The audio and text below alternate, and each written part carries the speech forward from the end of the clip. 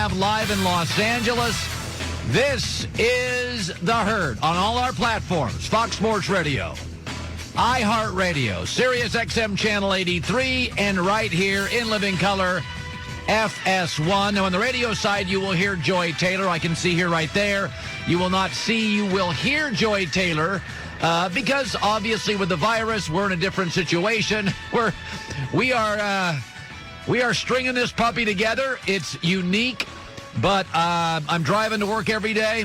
We're the Spartan crew. They're kicking butt, taking names. And Joy Taylor, how are you? I'm doing great. How are you, Colin? I'm hanging in there. Danny Cannell, Howie Long, Joel Klatt, Matt Mosley, funny guy from Dallas, stops by today. So here we go. We got a great show. A ton of topics. So I'm going to go about 10 minutes here. I got a couple of things on my mind. Number one, Travis Frederick is an all-world NFL player. He retired at 29 years old. Now, I think that's great for football, that he had a great career, doesn't have to sign a third contract, leaves. He's going to be a Hall of Famer, made a bunch of money. I'll get into that later. What does it mean for Dak? First of all, this guy's great. He's the best center in football. The last 2 years, the Cowboys rankings with Travis Frederick, yards per play, number one. When he's gone, 22nd. Sacks, second fewest allowed in the NFL. When he's gone, second most allowed. He is a rock star.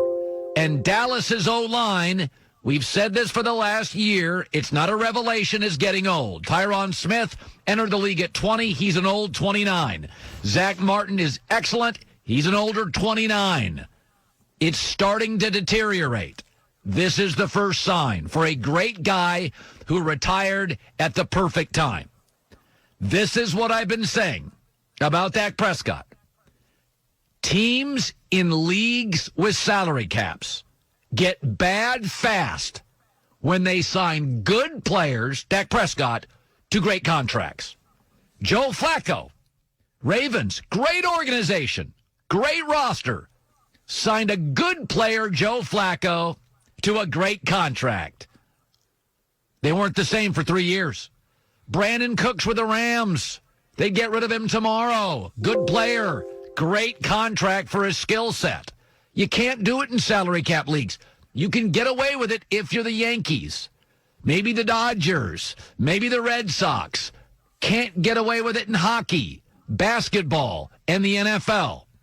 Okay, we have never. This is a prime example. That's why Russell Wilson gets the money, because I've seen Russell Wilson carry bad O-lines from mostly year one in the NFL. I've seen him carry average receivers. I saw him last year carry the Seahawks when the running backs all got hurt. That's why when there was a question about Russell Wilson, Pete Carroll and John Snyder signed him in an hour. I've never seen Dak Prescott. Anytime an O-lineman gets hurt, anytime Zeke is suspended, pre-Amari Cooper, I've never seen him carry the team. Last year, Patrick Mahomes led the Chiefs in the playoffs in rushing the last two games. Forget his passing. He led them in rushing. I have seen Russell Wilson, Aaron Rodgers carry bad defenses. Patrick Mahomes in the playoffs. Deshaun Watson with a lousy running game and a terrible offensive line. Carson Wentz last year, deck chairs and lawn furniture, got Philadelphia to the playoffs. You cannot pay good players great money. More than ever, I want to franchise Dak. I want to see him now without the best center. He's still got a great receiver. He's still got a great running back. He's still got the game's first, second, or third best left tackle. It's still a top 10 offensive line, though it's not as good now.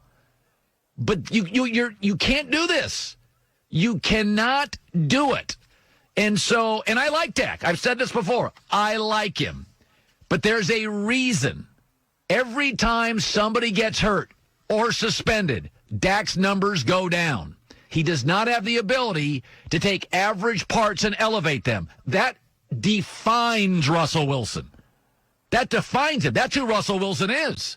He's never had a great O-line. He's never had a top 5 O-line. I mean, last year they brought Marshawn Lynch out of retirement? I mean, come on. So it's when people say, well, you don't like Dak. No, I do like him. But to pay him $36 million, I got to love him.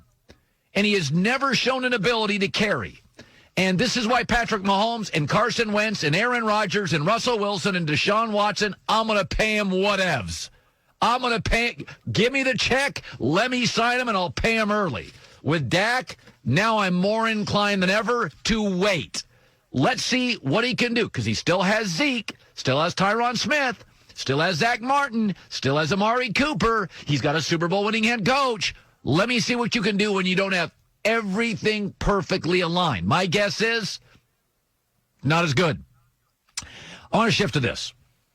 So I have opinions, and I don't expect everybody to agree with them. In fact, it's probably more fun if you don't always agree with them.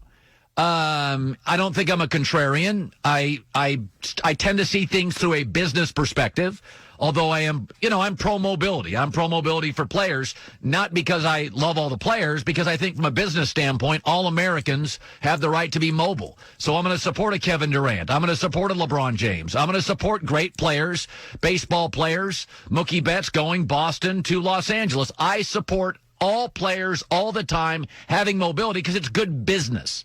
I don't even have to like the guy. It's good business. But sometimes I have an opinion that I think is obvious, and I don't get the pushback. It's like, are you people crazy? Let me ask you right now today. Tom Brady's no longer a Patriot. I'm going to give you two options. Bill Belichick has a plan, or Bill Belichick's an idiot.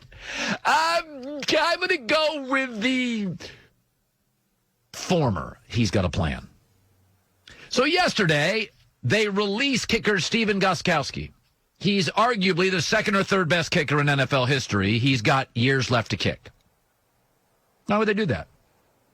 They also will not pursue Teddy Bridgewater, who I love, and Andy Dalton, who I don't, but both are far better than their current quarterbacks. They also let their two best linebackers, two most productive linebackers, go. It's interesting. It's almost as if they have a plan. It's not, you're not going to tank. It's not tanking. Did Miami, we called it tanking, right? But in the end, you can build a culture without going 17, 16, and 0. Miami built a great culture last year and started terribly. You think New England's culture is going to erode because they lose a bunch of games 27-23 now because they have the worst weapons in the league in Jarrett Stidham and don't even have their kicker? Belichick, folks, is not winging it. He's got a plan. He's manipulated officials. He's manipulated game plans. He's manipulated opposing coaches. He manipulates everybody in the league. You think he's just winging it? This dude's got a plan for lunch. You think he's winging it? Think about this. Who has the most picks in this year's NFL draft? Miami. Oh, that's right. Brian Flores used to be a Patriot. Who has the second most picks in this draft? Oh, Bill Belichick. He's a Patriot. You think they just stumbled into those? Oh, my gosh, we got 13 draft picks. Where did they come from? Both have a plan. I said this last year. Joy is my witness. We both said this.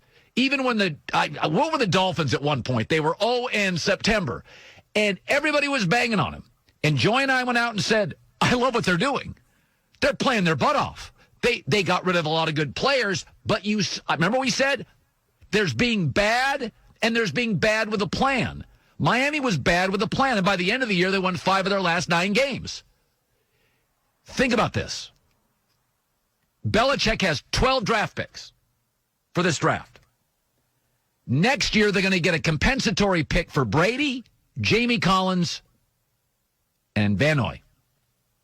They're going to move these picks to next year's draft, several of them, because they have automatically 7. The compensatories give them minimum 10, maybe 11 eventually. They'll move 2 or 3 picks then from this draft where they have 12 to next year's, and they will have 13 picks, 14 picks in next year's draft.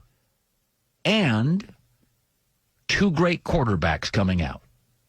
Cincinnati's going to be bad. Let's say they end up with the number 1 pick. They're not going to take one, Joe Burrow. Bill Belichick calls and says, you want 9 picks? You think Cincinnati's going to turn that down?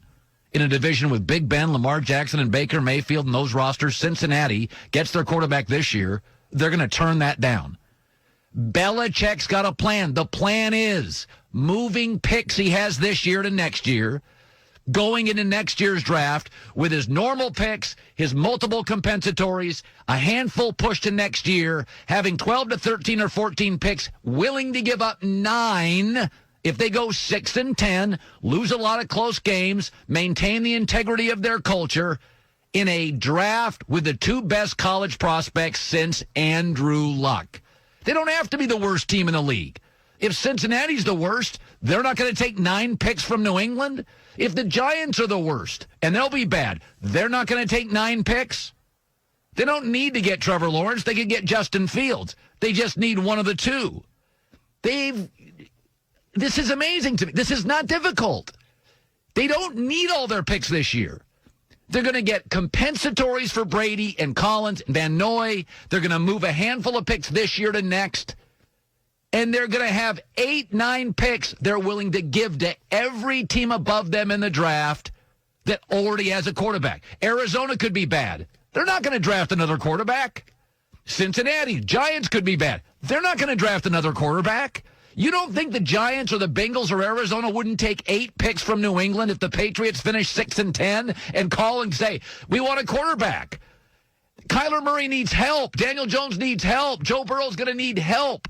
Many of the bad teams next year, except Jacksonville, they'll probably draft a quarterback. Many of the bad teams have a quarterback. The saturation point in the NFL at quarterbacks, there's just not many teams that need them, and 3 to 4 of them are going to get one this year. I still contend the idea that Belichick doesn't have any plan for next year. He's just the kicker. They release him. They don't go after any quarterbacks. They let their top 2 linebacker playmakers go. And you think they're just making it up. This idea, you got to get over tanking. You got to get over. It's not like Belichick goes out and designs a bad game plan. Belichick goes into a game knowing we're limited this year. I'm going to position ourselves next year. We're going to fight like mad. But if we're 7-9 and 6-10, 13 to 14 draft picks, not everybody above us needs a quarterback. In fact, ask yourself right now, after this draft, the Chargers will get theirs. We know that. The Bengals will get theirs, and Miami's getting theirs. Look around the league, outside of Jacksonville and New England. Who's desperate for a quarterback? There isn't one. I mean, again, Chicago's tied up in Foles' contract, so they can't bail on that in a year.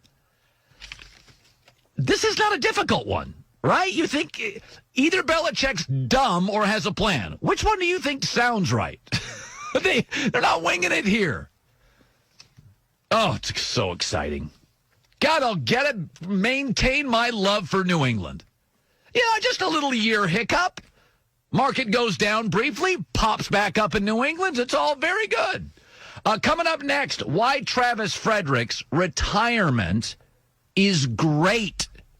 Actually great for the NFL. Plus Danny Cannell and Howie Long coming up live in Los Angeles. It's The Herd.